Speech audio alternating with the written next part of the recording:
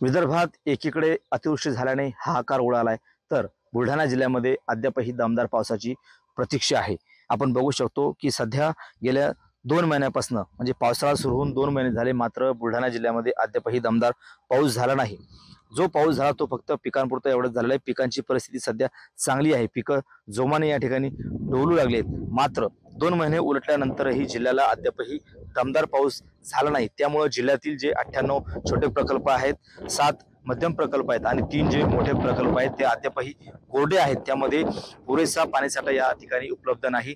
जिल्ह्यामध्ये जवळपास 70 ठिकाणी या ठिकाणी टँकरद्वारे पाणी पुरवठा केला जातो। त्यामुळे भविष्यात जर का आता दमदार पाऊस झाला नाही तर पिण्याच्या पाण्याची टंचाई सुद्धा या ठिकाणी उद्भवू शकते आणि जनावरांच्या चारा असेल, पाणी असेल त्याची टंचाई सुद्धा या ठिकाणी उद्भवू शकते। त्यामुळे जिल्ह्याला सध्या प्रतीक्षा जी आहे ती दमदार पावसाची आहे। 2 महिने उलटले, अद्यापही 2 महिने बाकी आहेत। मात्र जर का पुढील काळामध्ये दमदार पाऊस झाला नाही तर भविष्यामध्ये हाहाकार उडण्याची शक्यता या ठिकाणी निर्माण झालेली आहे। त्यामुळे वरुण राजा येत्या दिवसामध्ये जर का या ठिकाणी दमदार बरसला नाही तर भविष्यामध्ये मोठा हाहाकार उडण्याची शक्यता निर्माण झाली आहे। कॅमेरामन निलय देशमुख सह गणेश सोळंकी, TV9 मराठी, बुलढाणा।